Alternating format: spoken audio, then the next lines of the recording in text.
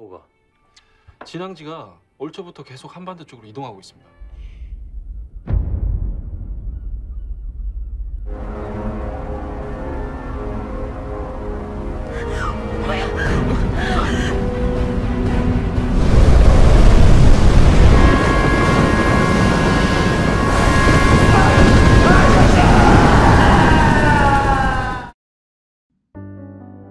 Hai semuanya, jumpa lagi sama Mimin Movie Crop.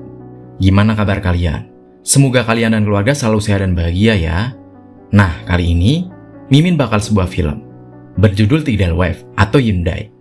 Adalah film karapan Korea Selatan yang dirilis pada tahun 2009 dan disutradarai oleh Yoon Jae-kyun. Film ini merupakan film tentang bencana yang pertama kali diproduksi di Korea Selatan dan menarik banyak penonton. Film ini menceritakan tentang terjadinya tsunami besar di Korea. Nah, gimana cerita lengkap dari film ini?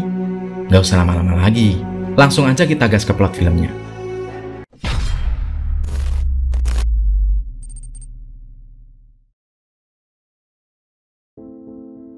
Film dibuka dengan scene yang memperlihatkan seorang pelaut yang tertimpa perangkap ikan di sebuah kapal yang sedang berlayar di tengah lautan. Ternyata kejadian itu terjadi saat terjadi tsunami Aceh pada tahun 2004. Di kapal itu juga ada seorang pemuda bernama Mansik yang terus berusaha menyelamatkan pelaut tadi. Sayangnya, saat bantuan tiba dan Mansik diangkat ke helikopter, gelombang yang sangat tinggi dan besar menerjang, dan mereka terpaksa meninggalkan pria tadi bersama kapalnya digulung ombak. Ternyata pria yang tertimpa perangkap ikan dan tidak terselamatkan tadi mempunyai seorang anak perempuan yang sudah menunggu kabar darinya. Dan sayangnya, dia tidak bisa lagi bertemu dengan sang ayah. Namun, sebelum si pria tadi meninggal, dia sempat berpesan meminta tolong pada Mansik untuk menjaga putrinya saat dia sudah tidak ada. Scene kemudian berlanjut ke waktu 5 tahun kemudian, yaitu pada tahun 2009, di Pantai Hyundai di Busan, Korea Selatan. Pantai Hyundai ini adalah salah satu pantai terkenal di Busan, yang selalu ramai pengunjung, terutama turis lokal maupun mancanegara. Pantai ini terletak di antara desa nelayan dan perumahan elit dengan gedung-gedung tinggi. Mansik dan Yoon-hee, anak dari pria yang meninggal 5 tahun lalu, ternyata mereka tinggal di desa nelayan di sana. Mansik adalah seorang duda dengan seorang anak laki-laki. Istrinya pergi meninggalkannya. Saat itu Mansik mendapat kabar kalau Yoon-hee sedang bertengkar dengan seseorang. Dan itu ternyata adalah ibu dari Mansik. Mereka terus bertengkar walaupun sudah berusaha dilerai.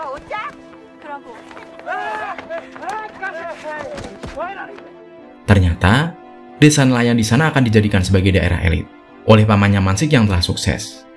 Tapi pastinya, orang-orang desa tidak setuju dengan rencana itu dan menentangnya. Scene berpindah ke seorang profesor bernama Kim Hee.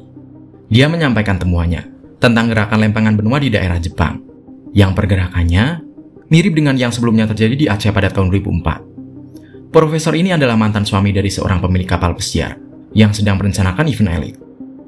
Profesor Kim ini memperkirakan bahwa Korea akan diterjang tsunami besar akibat gempa yang akan terjadi di Jepang.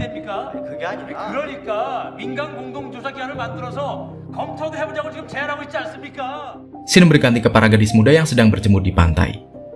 Mereka dihampiri oleh 3 pemuda dan mengajak mereka untuk naik kapal pesiar. Ternyata, ketiga pemuda tadi adalah anak-anak orang kaya dan sedang berlibur di sana. Orang yang sebelumnya berusaha melerai pertengkaran Yoon-hee dan ibu Mansik, dia bernama Dong-chun. Ternyata dia sering melakukan hal aneh. Dia memanfaatkan anak Mansik untuk meminta-minta.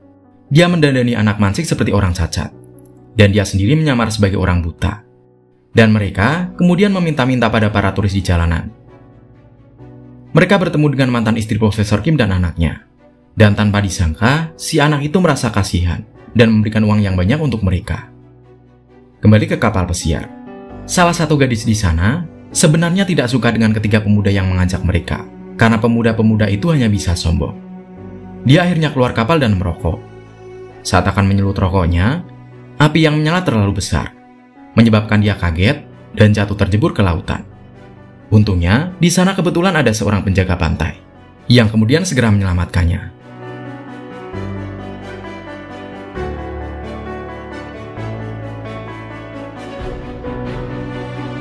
Tapi saat dia diberi nafas buatan, Entah kenapa, dia malah menggigit bibir si penjaga pantai. 너 누구야? Di tempat lain, Profesor Kim melihat data yang menunjukkan gempa semakin terjadi berangsur-angsur semakin besar di Jepang. Sebenarnya Profesor Kim sudah menyampaikan temuannya ini kepada pemerintah setempat. Namun, perkataannya tidak dianggap serius oleh pemerintah karena sehubungan dengan adanya event penting yang akan diadakan. Di film ini diceritakan kalau sebenarnya Yoon-hee sudah menyukai Man-sik sejak SMA. Namun Man-sik tidak menyadarinya dan malah menikah duluan dengan wanita lain. Lalu setelah selama ini dia memenuhi wasiat ayah Yoon-hee untuk menjaga Yoon-hee, Man-sik pun memberanikan diri melamar Yoon-hee. Namun ternyata Yoon-hee tak langsung menjawabnya dan malah bilang kalau besok ada kain merah yang terpasang di kapal, berarti dia menerima lamaran Man-sik. Tapi kalau tidak ada, berarti dia menolaknya. Padahal sudah terlihat bahwa Yoon-hee masih menyukai Man-sik sampai sekarang. Namun setelah Yoon-hee didatangi oleh Dong-chun, dan di sana Dong-chun bilang kalau Man-sik adalah penyebab ayahnya meninggal. Mendengarnya Yoon-hee jadi bimbang, dan akhirnya tidak menerima lamaran Man-sik. Benar saja, paginya Man-sik tidak melihat adanya kain merah di kapal. Yoon-hee yang sangat kaget dengan informasi itu, kemudian pergi ke tengah lautan, menggunakan kapal untuk menenangkan diri.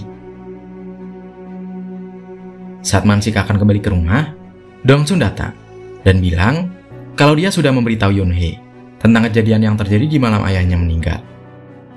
Mendengar hal itu, Man-sik menjadi marah dan kemudian dia memukuli Dong-chun. Saat itu, tiba-tiba terjadi hal aneh. Ratusan burung terbang memenuhi langit. Saat itu pun, ternyata event elit yang sudah direncanakan dibatalkan karena ancaman tsunami. Namun tetap saja, pihak penyelenggara event tetap bersikeras dan tidak menanggapi omongan Profesor Kim. Benar saja, terjadi gempa besar dan terlihat gelombang tsunami yang ternyata jaraknya tidak jauh, datang dari arah Jepang.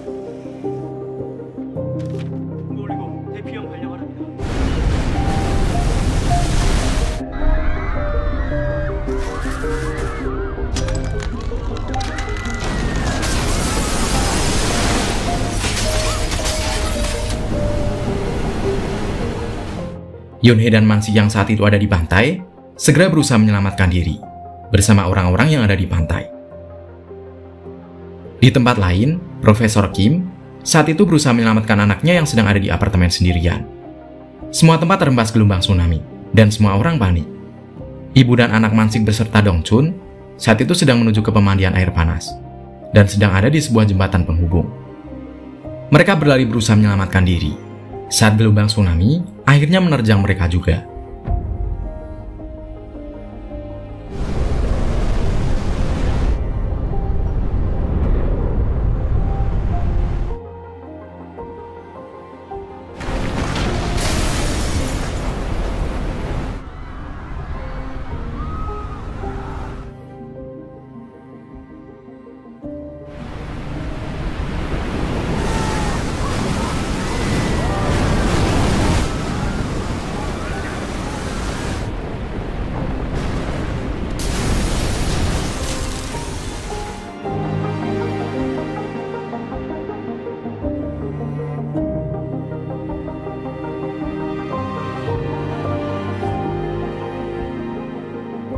Dong-chun ternyata selamat dari terjangan gelombang.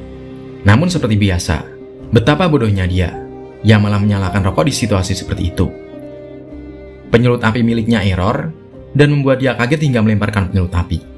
Ternyata korek api itu jatuh di bawah kapal kontainer yang nyangkut di jembatan akibat terjangan gelombang. Api dari penyulut rokok akhirnya menyambar minyak yang tumpah dari kapal kontainer dan menyebabkan ledakan hingga bagian-bagian kapal terlempar ke sana kemari.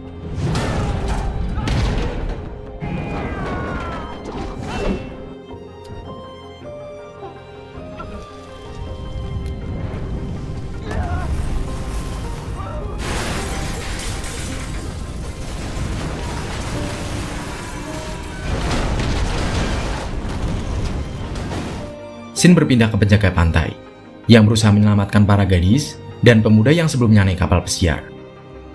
Saat si penjaga pantai akan membawa naik salah satu pemuda kaya tadi, si pemuda malah dengan bodohnya melepaskan ikatan dan dia terjatuh ke lautan. Penjaga pantai akhirnya turun lagi dan membawa dia untuk naik lagi. Sayangnya, tali yang mengangkat mereka tidak kuat dan hampir terputus. Mereka harus memilih salah satu orang yang harus diangkat, dan si penjaga pantai akhirnya berkorban menjatuhkan dirinya ke lautan.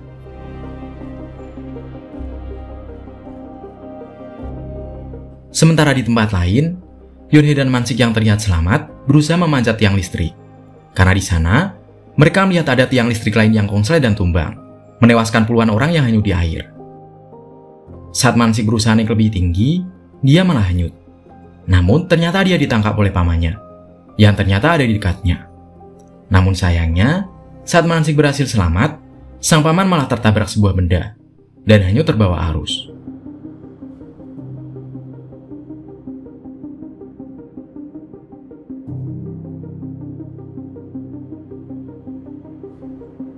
Profesor Kim dan anaknya yang selamat dari gelombang akhirnya sampai di tempat para tentara dan ibunya berada. Sang anak berhasil diselamatkan dan dievakuasi oleh tentara. Namun, si profesor dan mantan istrinya itu tidak sempat diselamatkan dan diterjang gelombang yang datang setelahnya.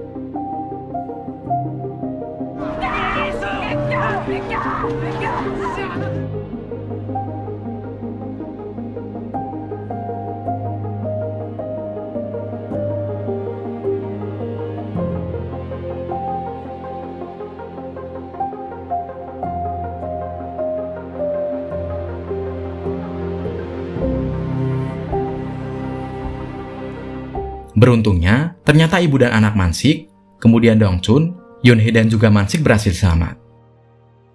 Bencana sudah berakhir, dan orang-orang yang selamat saling bergotong royong, mencari para korban yang tertimpa reruntuhan, maupun barang-barang yang masih bisa diselamatkan. Setelah itu, diadakan upacara pemakaman, dan penghormatan bagi para korban yang meninggal, terutama para regu penyelamat yang telah gugur. Anehnya, si Dongchun malah mendapatkan penghargaan sebagai warga pemberani, yang telah menyelamatkan 12 orang lainnya. Di akhir film, Mansik pun berhasil menikah dengan Yonhye setelah mendapatkan restu dari ibu Mansik. Kemudian, film pun berakhir.